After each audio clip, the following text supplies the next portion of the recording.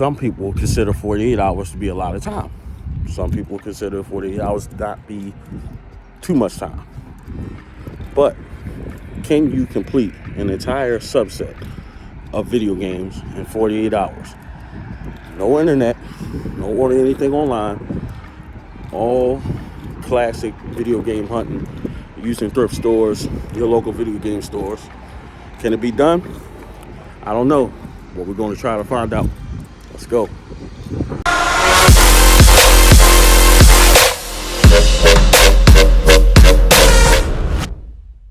Hey, what's going on, guys? You got the Video Game Votary here with a brand new episode. So this week I wanted to take a break from collecting the Wii library, show you some other things I decided to pick up. There's been a subset that's kind of been on my mind lately that I wanted to collect, just kind of in the meantime, in between time, if you know what I mean. If you guys remember, a few months back I posted a short video of a couple boxes full of games where I purged my collection. If you're not familiar, check this out.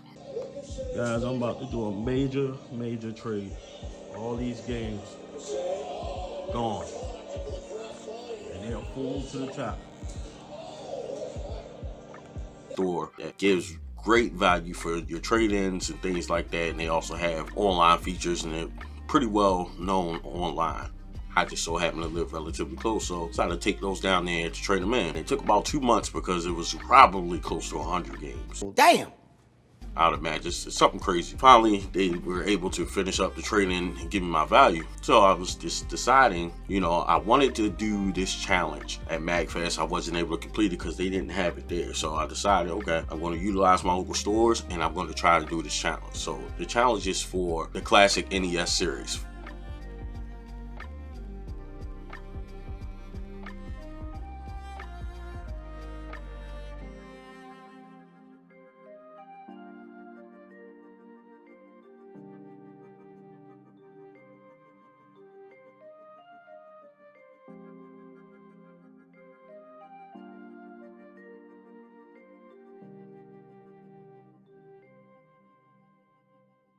If you're not familiar with the classic NES series, they are for the Game Boy Advance. These are some NES titles that they repackaged and put on the Game Boy Advance for $20 each.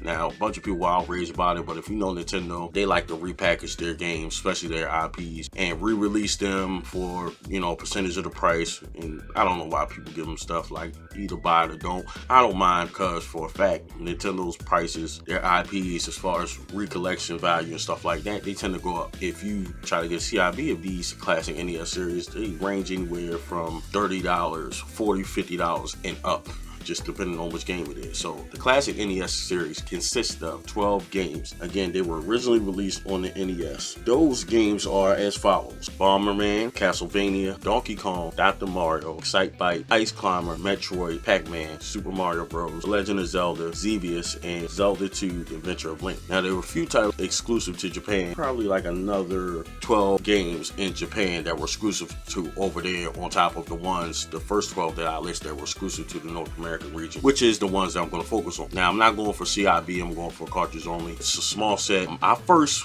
came across this set by coming across the channel Nintendo. If you're not familiar, go check his channel out. Make sure you subscribe. He's another Nintendo collector and content creator. The first time I heard of this series was from him. Ever since I saw that, I felt like at one point I wanted to do that. At that time, I think I was in the middle of the Wii U, and I'm not sure if I had decided to do the Wii collection yet, but nevertheless, I'm deciding to do this. And with 12 games, I'm like, okay, I got a few stores to choose from, to utilize, to try to get these 12 games, and I'm giving myself 48 hours, the weekend.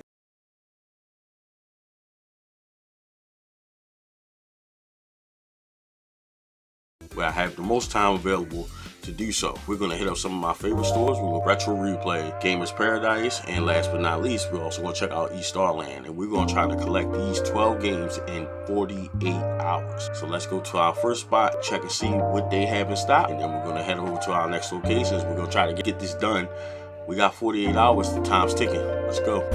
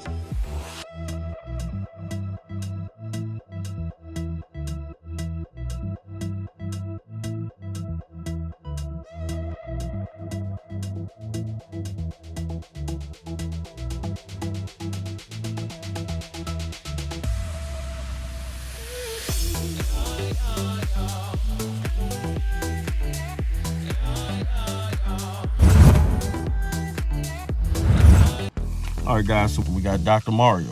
All right, so let's head over to location number 2, Gamer's Paradise, to see if we have any luck there.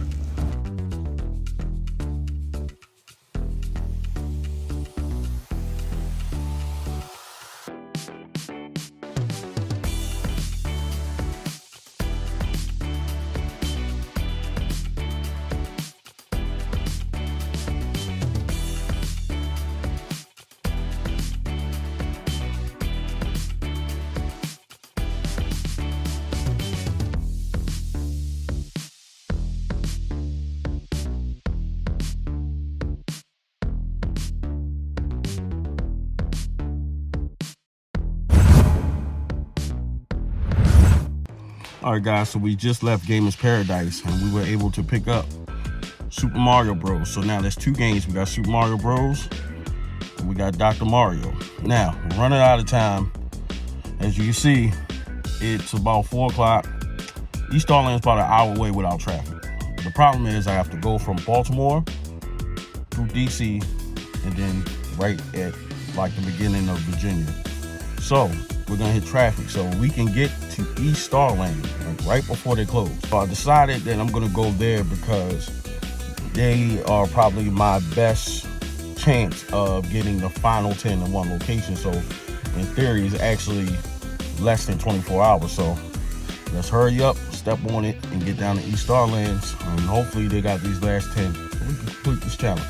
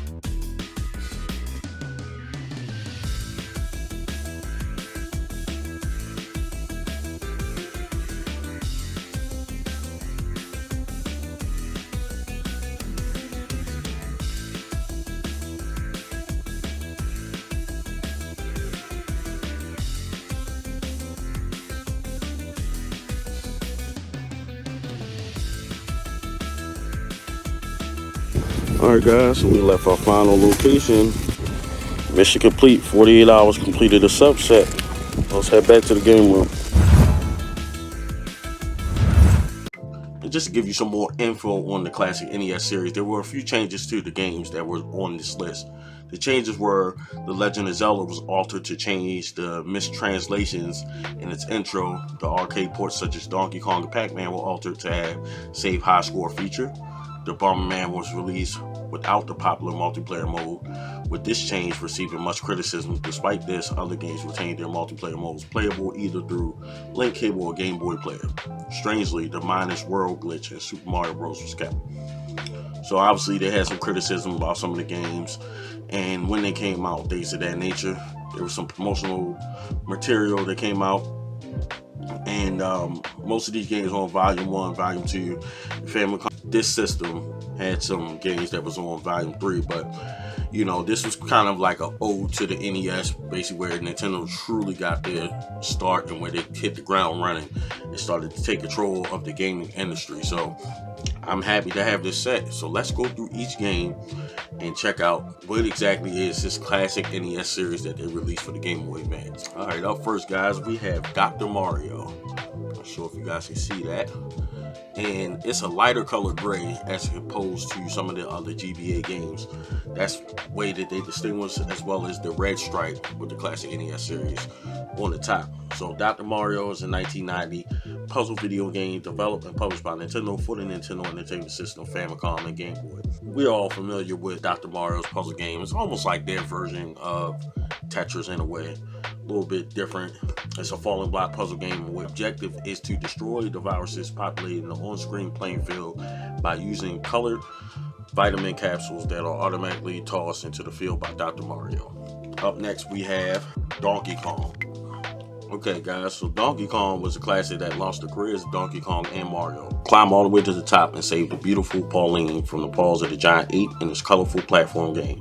Released in arcades in 1981, Donkey Kong became a cultural phenomenon everywhere and put Nintendo on the map amongst video game enthusiasts. It introduced a little hero called Jumpman, which would later be better known as Mario.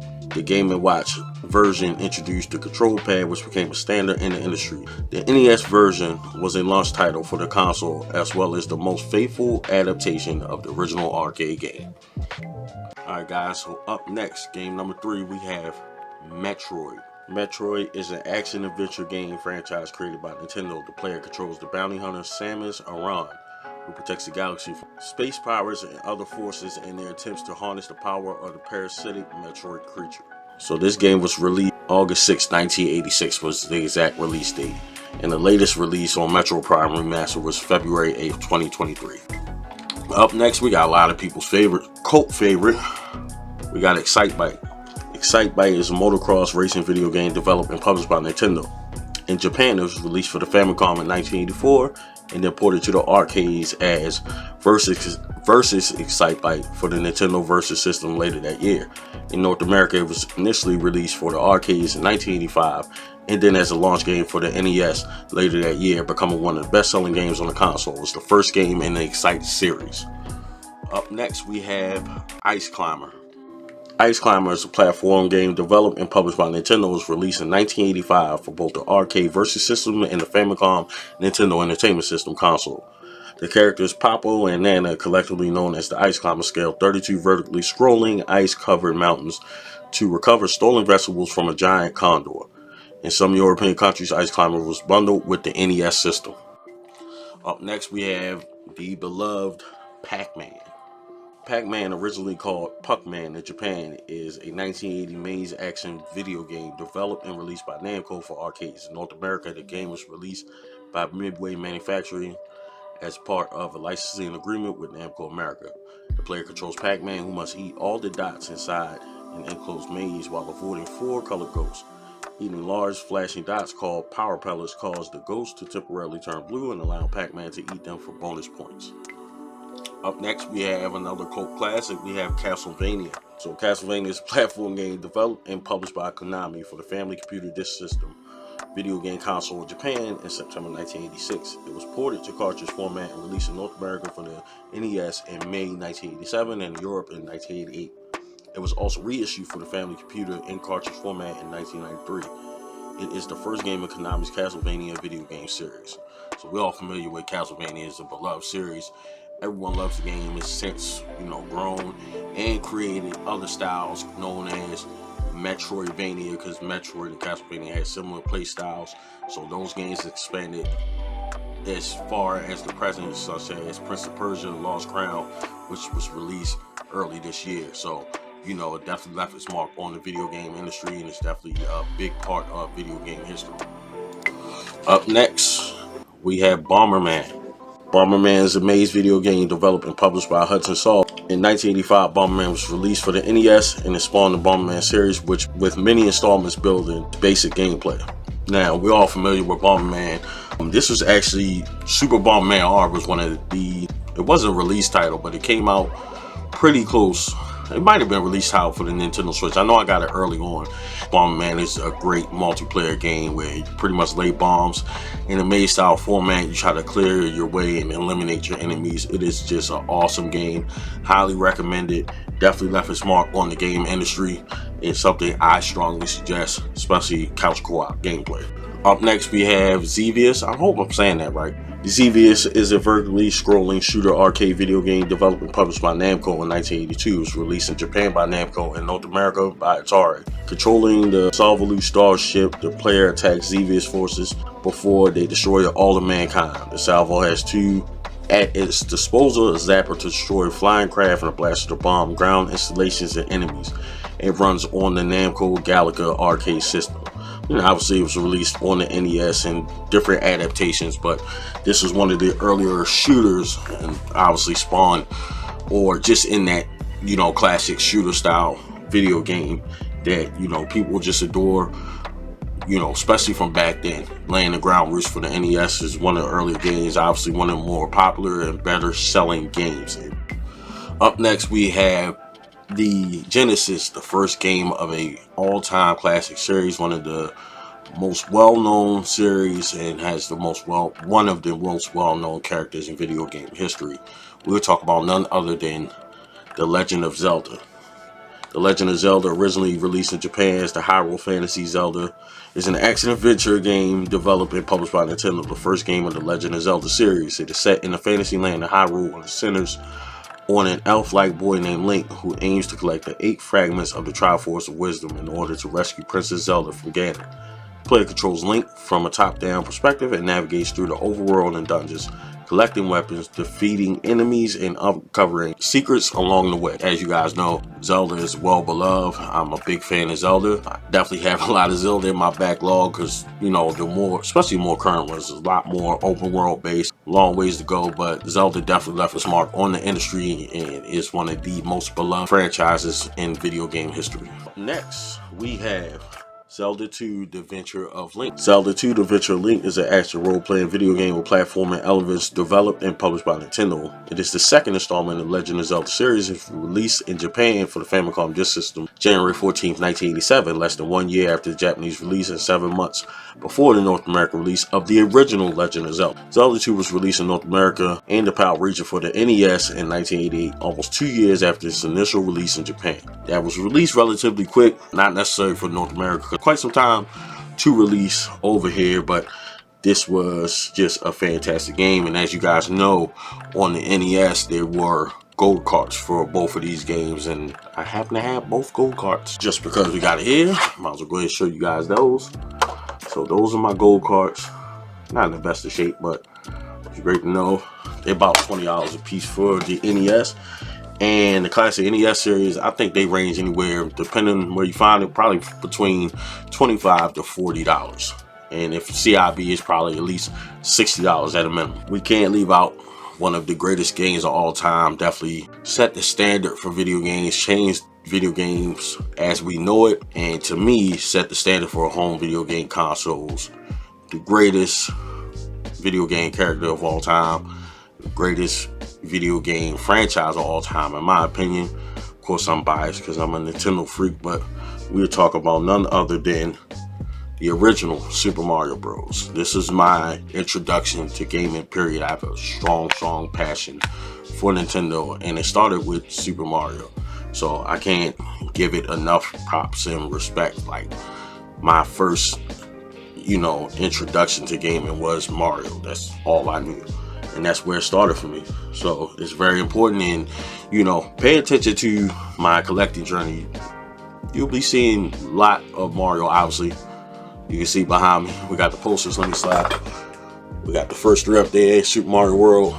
Literally, this game room is Mario everywhere. Super Mario Brothers is a platform game developed and published in 1985 by Nintendo for the Famicom in Japan and NES in North America. It is the successor to the 1983 arcade game Mario Brothers and first game in the Super Mario series. Following a US test market release for the NES, it was converted to international arcades on the Nintendo Versus system in early '86. The NES version received a wide release in North America that year and in PAL regions in 1987. This was a monumental video game release, period. It's a huge stamp in the history of video games in general. And like I said, that this was my introduction to video games. First thing that comes to mind to my complete memory is the NES and the Super Mario Brothers. That's the first thing that I've ever saw in regards to video games, and it was released in '85, obviously in North America.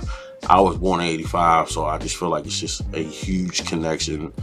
I freaking love Nintendo. I adore Mario, as you guys all know. And if you don't know, now you know, in the words of the late great Notorious B.I.G. But I am happy to have completed this mission of completing the subset in less than 48 hours, the classic NES series. Shout out to Nintendo. I'm gonna link his channel in the description. You know, he's a big YouTuber, way bigger than me, obviously.